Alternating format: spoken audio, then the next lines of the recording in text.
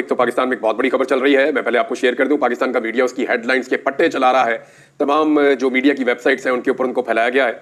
खबर क्या है जरा आप ये देखें, बड़ी दिलचस्प चीज है। इसमें जनाब खबर ये लिखी गई है, मैं एक्सप्रेस न्यूज से आपको पढ़ के सुना देता हूँ कि अमरीकी 62 नुमाइंदगान के खत के बाद या उसके जवाब में पाकिस्तान के 160 अरकान पार्लियामेंट ने वजीर आजम शहबाज शरीफ को खत लिख दिया और पाकिस्तान के अरकान पार्लियामेंट ने पाकिस्तान की दाखिली सूरत हाल में मुदाखलत पर वजीर आजम को खत लिखा है। इमरान खान की इंतशारी सियासत ने मुल्क को मफलूज कर दिया है। ये 160 अरकान पार्लियामेंट का खत है और उसमें जनाब कुछ अल्फाज इस्तेमाल किए गए जो नॉर्मली इदारे इस्तेमाल करते हैं या PMLN की क़यादत इस्तेमाल करती है। ये खत किसने लिखा और ये खत कहाँ पे ड्राफ्ट हुआ, इस खत को जब पढ़ूंगा तो आपको आइडिया हो जाएगा कि इसके पीछे दस्तानों में छुपे हुए हाथ कौन से हैं जिनके हाथ में कलम था और उन्होंने ये खत लिखा। अच्छा जी, कहते हैं जी कि इमरान खान की इंतशारी सियासत से अगस्त 2014 और मई 2022 में भी मुल्क को मफलूज कर दिया था। वो जेल से इस्लामाबाद और लाहौर में इंतशार और तशद्दुद को हवा देने पर उकसाते रहे। इमरान खान ने डिजिटल दहशतगर्दी से सोशल मीडिया को इंतशार, बदअमनी को हवा देने, रियासत को धमकाने के लिए इस्तेमाल किया है। जनाब इसके बाद इन्होंने कहा जी, पाकिस्तानी मेंबरान ने पार्लियामेंट ने कहा कि अमेरिकी कांग्रेस के 62 नुमाइंदगान की पाकिस्तान की दाखिली सूरत हाल में मुदाखलत पर उन्होंने खत लिखा है और एक मखसूस पार्टी के बेबुनियाद सियासी बयानिए पर अमेरिकी हुकूमत से तहफ़्फ़ुज़ात का इजहार किया गया है। बहरहाल जनाब खत लंबा है लेकिन इसके अंदर जो चीजें लिखी गई है वो बहुत पुरानी है और इमरान खान साहब के ऊपर और अमेरिका के अंदर जो कुछ हो रहा है या यूरोप में जो हो रहा है उसके ऊपर तहफ़्फ़ुज़ात का इजहार किया गया है। ये जो पार्लियामेंटेरियन है जिनकी बड़ी गैरत जागी है कि अमेरिकी कांग्रेसमैन ने अमेरिका के सदर को पाकिस्तान में इंसानी हकूक की खिलाफ वर्जियों के हवाले से खत क्यों लिखा। देखिए अमेरिका की जो खारजा पॉलिसी है वो इंसानी हकूक पे खड़ी है, वो ये बार बार कहते हैं। अमेरिका तो पूरी दुनिया के अंदर, यानी वो अफगानिस्तान में खवातीन की तालीम के ऊपर भी बात करते हैं और जहां जहां पे उनके मफादात होते हैं वहां पे वो बात करते हैं। अब इंसानी हकूक का मामला दुनिया में कहीं भी खराब होगा, पाकिस्तान को भी बात करनी चाहिए। जैसा कि हम बात करते रहे म्यांमार के बारे में, हम बात करते रहे हैं इंडिया में जो कुछ हुआ उसके बारे में, कश्मीर के बारे में। यानी दुनिया अपने आप को अलग नहीं कर सकती है, ग्लोबल विलेज है और इंसानी हकूक की खिलाफ वर्जियों के ऊपर लोग बात करते हैं। लेकिन हमारे पार्लियामेंटेरियन ने पहली मरतबा इस नौयत का खत लिखा है। मगर कौन कौन से ऐसे वाकयात है जहां पे हमारे पार्लियामेंटेरियन को खत लिखना चाहिए था लेकिन ये खामोश रहे। यानी इनकी गैरत अभी क्यों जागी है। अमेरिकन के तो खतूत की एक भरमार है ना, उनकी तो एक तारीख है, वो तो हमेशा से यही काम करते चले आ रहे हैं। कई दहाइयों से हम उनके खतूत देख रहे हैं, कभी ज्यादा होते हैं कभी कम होते हैं, लेकिन वो पूरी दुनिया के अंदर इंसानी हकूक की खिलाफ वर्जियों पर कंसर्न शो करते हैं। अमेरिकन का तो ये एक पैटर्न है पूरा, पाकिस्तानियों का कोई पैटर्न नहीं है। तो जो पाकिस्तान के पार्लियामेंटेरियन है, वैसे भी ये जाली फार्म 47 वाले हैं, ये सारे वो लोग हैं जिन्हें इमरान खान ने जेल से बैठकर शिकस्त दी थी। ये सारे वो लोग हैं जो 40-40, 50-50 और 70-70 हजार वोटों की लीड से इलेक्शन हारे हुए हैं। इनके पास जाली फॉर्म 47 है और मैं शर्तिया आपको ये कह रहा हूं कि इनमें से बेशतर अफराद ने इस खत को पढ़ा ही नहीं है और इन्हें पता ही नहीं है कि इसके अंदर क्या लिखा हुआ है। बस इन्हें कहा गया कि यहां कुगी मार दो तो इन्होंने वहां पर दस्तखत कर दिए हैं। भारत इन पार्लियामेंटेरियन ने क्या कभी खत लिखा पाकिस्तान के वजीर आजम को कि पाकिस्तान में ड्रोन हमले क्यों हुए, हजारों लोग शहीद हुए और लगातार पाकिस्तान के अंदर बड़ी तादाद में ड्रोन हमले हुए, लेकिन इन पार्लियामेंटेरियन ने कभी खत नहीं लिखा। अमेरिकी जंग का पाकिस्तान हिस्सा बना, अवामी मर्जी के खिलाफ कभी खत नहीं लिखा। इसराइली मुखालिफ मुजाहिरीन जो है, जो इसराइल के खिलाफ एहतजाज करने निकलते हैं उनके जुल्म के खिलाफ, उन पर पाकिस्तान में तशद्दुद किया गया, इन्होंने कभी खत नहीं लिखा। नवाज शरीफ ने पाकिस्तान जो महंगी बिजली बनाता है वो बिजली सस्ते दामों भारत को देने का फैसला कर लिया और ऐलान किया, इसके ऊपर उन्होंने खत नहीं लिखा। भारत के वजीर दिफा को पाकिस्तान का वजीर दिफा जवाब देने में लगातार नाकाम है और भारत हर थोड़े दिन बाद पाकिस्तान के ऊपर अटैक करता है बयानात की हद तक, इस पे इन्होंने कभी खत नहीं लिखा। पाकिस्तान ने अमेरिका को फौजी अड्डे क्यों दिए, इस पे इन्होंने कभी खत नहीं लिखा। ब्लैक वाटर और दीगर तंजीमें पाकिस्तान से क्यों ऑपरेट करती रही, कभी खत नहीं लिखा। रेमंड डेविस दिन दहाड़े पाकिस्तान में कत्लेआम करके इतने आराम से पाकिस्तान से कैसे चला गया, कभी खत नहीं लिखा। जनरल बाजवा के दौर में अमेरिका में जो लॉबिंग की गई पाकिस्तानियों के पैसे से, सरकारी पैसे से, वो जब हुई तो कभी इन्होंने खत नहीं लिखा। आज भी डॉन की खबर के मुताबिक पाकिस्तान सरकारी पैसों से अमेरिका में लॉबिंग करवा रहा है हुकूमत के हक में, इसके ऊपर खत नहीं लिखा। हमारे सियासतदानों की जायदादें, कारोबार और उनके इलाज पाकिस्तान से बाहर यानी इन्हीं मुल्कों में है, कभी खत नहीं लिखा। कश्मीर और भारत पर पॉलिसी कब तब्दील हुई, कैसे और क्यों तब्दील हुई, इसके ऊपर कोई खत नहीं लिखा। एबटाबाद में उसामा बिन लादेन पर हमला कैसे हुआ, क्यों हुआ, इसके ऊपर कोई खत नहीं लिखा। हमारे उस वक्त के वजीर आजम ने इस पर मुबारकबादें क्यों दी, कभी खत नहीं लिखा। मेमोगेट स्कैंडल आया, कभी खत नहीं लिखा। लातादाद पाकिस्तानी अमेरिका के हवाले पाकिस्तान ने कर दिए, क्यों किए, किस कानून के तहत किए, कभी खत नहीं लिखा। डोनाल्ड लू के हवाले से जो साइफर सामने आया जिसमें धमकी लगाई गई कि इमरान खान की हुकूमत गिराओगे तो ठीक है वरना नताइज भुगतना पड़ेंगे, इसके ऊपर पार्लियामेंटेरियन ने कभी खत नहीं लिखा। पूरी मईशत IMF के सामने पाकिस्तान की मौजूदा रजीम ने गिरवी रख दी, इसके ऊपर कभी खत नहीं लिखा।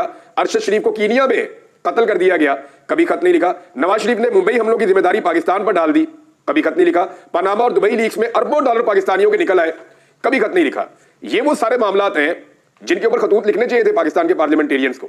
मैं आपको इस तरह के 100 मामला और लिख के बता दूंगा, बोल के भी बता दूंगा, लेकिन कभी भी इन पार्लियामेंटेरियंस की गैरत नहीं जागी, इन्होंने कभी खत नहीं लिखा। आज ये खत क्यों लिख रहे हैं, इसकी आप जरा वजह समझिए। खत लिखने की वजह यह है कि ये जाली फॉर्म 47 के ऊपर सारे एमएनए बने हुए हैं और इन्हें पता है कि जेल में बैठा हुआ आदमी किसी वक्त भी इनसे इख्तियार छीन लेगा और ये आइंदा कभी एमएनए बनने के काबिल भी नहीं रहेंगे। इनके नस्लों की सियासत वो तबाह कर चुका है, लिहाजा ये अपने सर्वाइवल के लिए हर वो काम कर रहे हैं जो इनसे कहा जा रहा है। खत किसी और ने लिखा और दस्तखत जनाब सबसे करवा लिए गए, और वैसे भी इनके खत की औकात क्या है, खत की औकात क्या है? ये तो जाली असेंबली है, ये तो जाली फॉर्म 47 के ऊपर आए हुए हैं, तो इनके खत की वैसे भी कोई औकात नहीं है। और आलमी सतह पे आप देख लीजिए अपनी औकात, ये वो पार्लियामेंटेरियन है जो अपने वजीर आजम से नहीं मिल सकते, और उस वजीर आजम की हालत ये है कि जहां अमेरिका में खत लिखा गया, ये उन खत लिखने वालों से आपका वजीर आजम नहीं मिल सकता। तो हालत तो पाकिस्तान की ये है। अब कुछ और खबरें हैं वो मैं आपके साथ शेयर कर देता हूं। नंबर एक, चीन और पाकिस्तान के हवाले से एक चीज का इजहार किया जा रहा है। यहां पे तारिक हबीब साहब का एक ट्वीट है, वहां से मैं आपको पढ़ के सुना देता हूं कि एक्चुअली इसके पीछे जो कहानी बयान की गई है वो कहानी है क्या।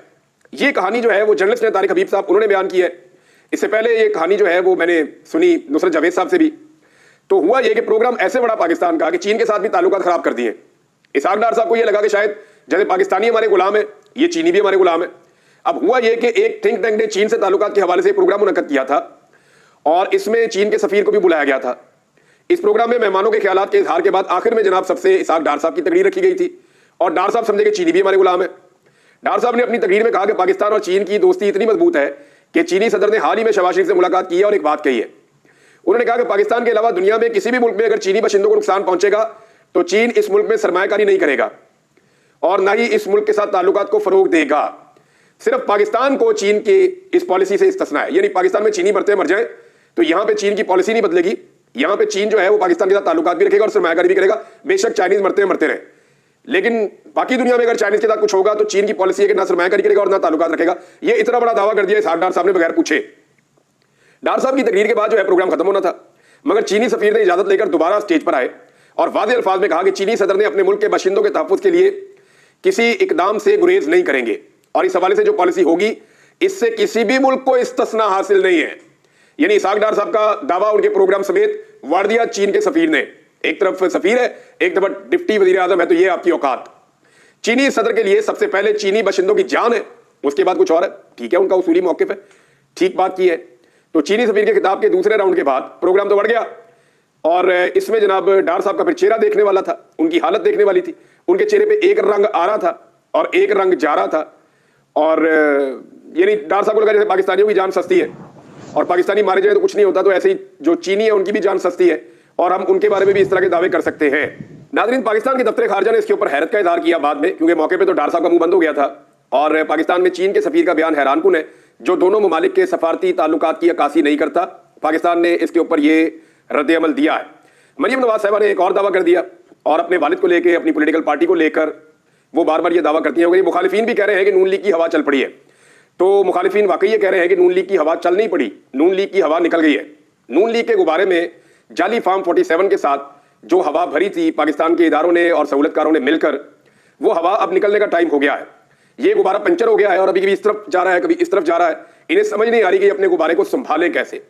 वजह यह है कि ये अदलिया के साथ जो खिलवाड़ करना चाहते थे वो करने में बुरी तरह नाकाम रहे। सिर्फ पाकिस्तान तहरीक इंसाफ इकट्ठी होकर और यकमुश्त अवामी सपोर्ट के साथ एक तहरीक चलाएगी तो सूरत बदल जाएगी। अलीमा खान साहिबा ने एक बड़ी इंपॉर्टेंट बात की है। उन्होंने ना डोनाल्ड ट्रंप के इलेक्शन को लेकर बहुत सारे लोग बहुत जज्बाती हो जाते हैं, लेकिन उससे फर्क पड़ेगा, लेकिन इंटरनेशनल फ्रंट है ना। यानी अलीमा खान साहिबा ने यह कहा कि डोनाल्ड ट्रंप पे जिसको उम्मीद है वो रहे, लेकिन पाकिस्तानियों को खुद कुछ करना पड़ेगा और पाकिस्तानियों को इमरान खान के लिए तहरीक चलानी पड़ेगी और हम एक आजाद मुल्क है। बड़ा लाउड एंड क्लियर उनका मैसेज है अलीमा खान का। इमरान खान साहब भी हमेशा ये कहते हैं कि ठीक है, हम इंसानी हकूक की खिलाफ वर्जियां करें तो दुनिया उंगली उठा सकती है, उनका हक है, और अगर दुनिया इंसानी हकूक की खिलाफ वर्जी करे तो हम भी उंगली उठा सकते हैं, हमारा हक है। हमने ईरान में जुल्म हुआ, इराक में जुल्म हुआ, हमने फलस्तीन में जुल्म हुआ, दुनिया के जिस जिस मुल्क में जहां जहां जुल्म हुआ, लिबिया में कहीं भी हमने आवाज उठाई है, शाम के मुसलमानों के लिए आवाज उठाई है। तो इसी तरह ये आवाज उठाना सबका हक होता है और अगर हम जुल्म करेंगे तो जो मुहज़्ज़िब दुनिया है वो भी आवाज उठाएगी, जो कुछ इस वक्त पाकिस्तान में हो रहा है। तो नाज़रीन, इसमें ओवरसीज पाकिस्तानी जो है उनके पास ऑप्शन महदूद होती हैं और वो वही कर सकते हैं जिन मुल्कों में वो मौजूद है कि वो खारजी तौर पे पाकिस्तान के ऊपर दबाव डलवाएं कि पाकिस्तान में जमहूरियत होनी चाहिए, आज़ादी सारे राय होना चाहिए, इंसानी हकूक का एहतराम होना चाहिए, जुल्म और ज्यादती बंद होनी चाहिए, नाइंसाफ़ी बंद होनी चाहिए। तो उसके लिए वो कोशिश करते हैं। अभी हाल ही में पाकिस्तान तहरीक इंसाफ के सज्जाद बरकी और डॉक्टर आतिफ खान की पाकिस्तानी अमरीकी डॉक्टरों के एक ग्रुप के साथ लॉरा ट्रंप और रिपब्लिकन नेशनल कमेटी की शरीक सदर के साथ मुलाकात हुई है और उन्होंने पाकिस्तान के हवाले से और इमरान खान के साथ होने वाले सलूक से आगाह किया। और लॉरा ट्रंप ने वफ्द को यकीन दहानी भी करवाई है कि जी अगर उन्हें ये इक़्तिदार मिल जाता है तो वो पाकिस्तान में इंसानी हकूक़ के हवाले से आवाज़ ज़रूर उठाएंगे। डोनाल्ड ट्रंप भी ऐसा ही कह चुके हैं। इसी बुनियाद पे जो पाकिस्तानी कम्युनिटी है वो वहाँ पे डोनाल्ड ट्रंप को सपोर्ट कर रही है। हालांकि देखें, डोनाल्ड ट्रंप के मामला हों या जो बाइडन के मामला हों, वो पाकिस्तान की बहुत सारी पॉलिसी से वो अलग होते हैं। पाकिस्तान की आवाम को चीज़ें किसी और तरह चाहती है, लेकिन अमेरिकन उन चीज़ों को किसी और तरह चाहते हैं। तो ये तो इख्तलाफ रहेगा, लेकिन जो कम से कम इत्तफाक हो सकता है वो इस बात पे हो गया जो बाइडन की पार्टी के साथ नहीं हो सका और ट्रंप की पार्टी के साथ हो गया कि पाकिस्तान में इंसानी हकूक़ की खिलाफ वर्जी के हवाले से वो अपनी आवाज़ उठाएंगे। अब बाहर से दबाव जितना मर्जी आए, लेकिन जब तक पाकिस्तान के अंदर एक मुकम्मल तहरीक खड़ी नहीं होगी, जिसका मोमेंटम बन गया था लेकिन अक्टूबर के शुरू में ये मोमेंटम टूट गया, जब तक पाकिस्तानी खड़े नहीं होंगे पाकिस्तान के अंदर हालात बेहतर नहीं होंगे।